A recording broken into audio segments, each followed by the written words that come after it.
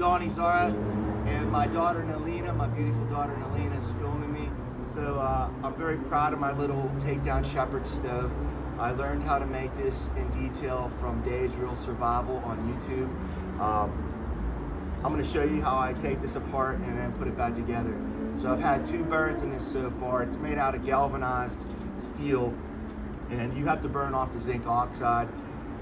You could get zinc poisoning. I really don't understand that, but you could research it. So this long section of stovepipe weighs 1 pound. I will roll this up inside of my ridge rest. This will go underneath of my pack. With this stove jack here, I could have this go straight in here and go straight up, or I could put it on a bend to put it through the wall of my tent. I'm going to use a silicone cooking sheet, or just buy a pre-manufactured flame retardant stove jack for a tent, and either sew it on or tape it on whenever I get to it. So this is my takedown Shepard stove. It weighs 5 pounds. It's made out of galvanized air duct caps. And like I said, I've burned it in twice so far. I'm gonna do another burn in it. These little feet here were made with a 3-inch hole saw. The reason I got the idea from that was when I cut the top out of this, I used a hole saw, a 3-inch hole saw, and I had that piece, and then I used a T-nut to screw that on. So these are 14-inch bolts, and they come out like this. This weighs about 5 pounds, maybe a little less.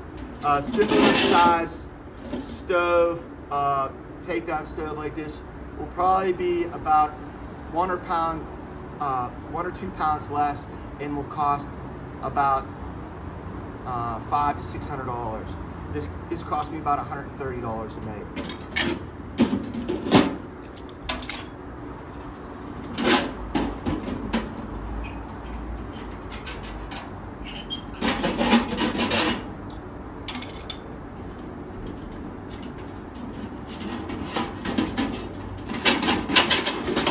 And if I haven't mentioned, I learned how to make this from Dave's Real Survival on YouTube. So these are this is the bottom plate, and this is the door.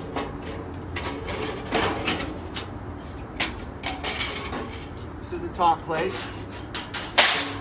These are the side plates.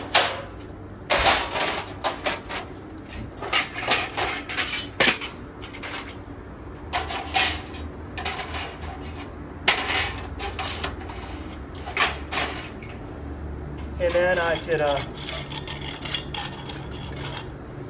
make this even flatter by taking these feet off, but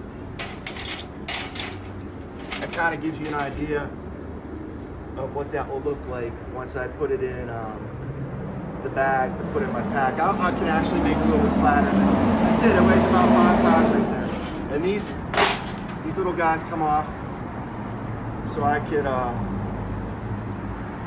lay these down flat as well.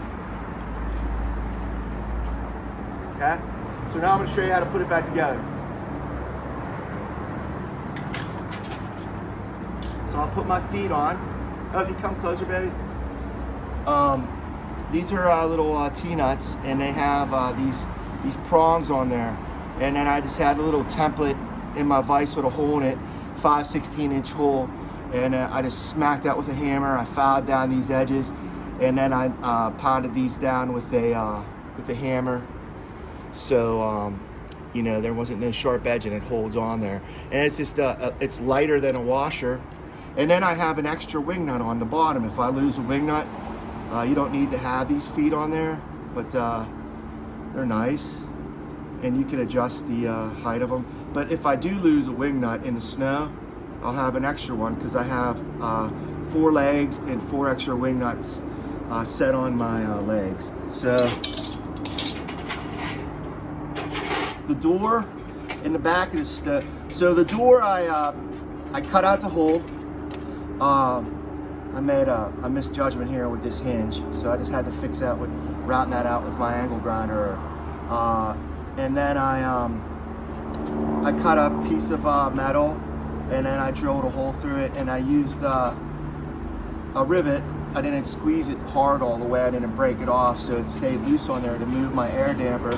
And the same thing with my door closure. And these are just little hinges I got from Lowe's or Home Depot for like $3. And I use rivets on them as well.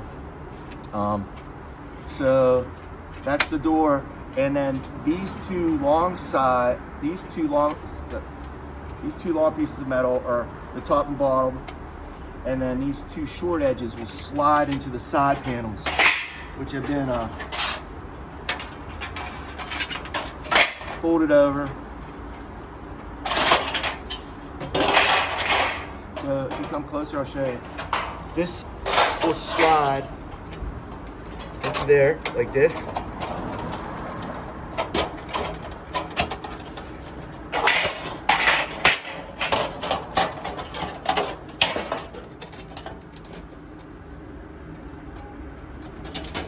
That slides in on that side, and then just kind of trickily try to turn it over without it falling apart. Then you see the back is cut the same, and these are about a 1/4 inch long.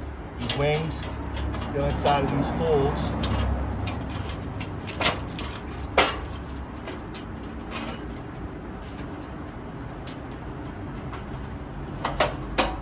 And then take your bottom,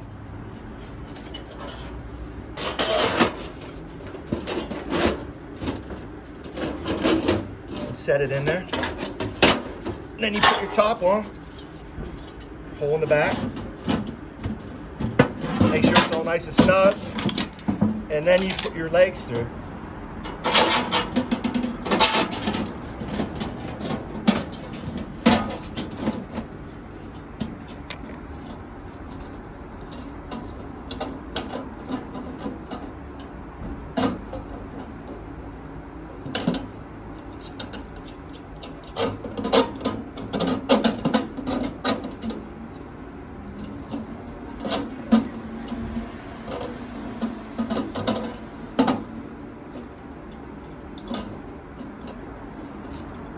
Yeah, it's a pain in the ass, but it will work.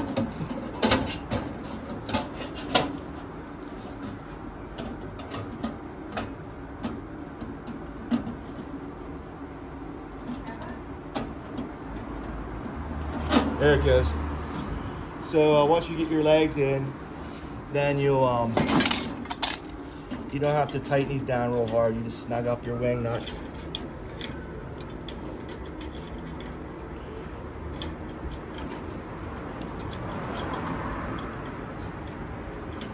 Just like that, and then you can adjust that. So you put all four legs in, and then you're ready to start. You put your stovepipe in. You can look at me, baby. And you put your stovepipe in, and then you're ready to rock and roll. And that's how you make the stove. Take it apart and put it back together.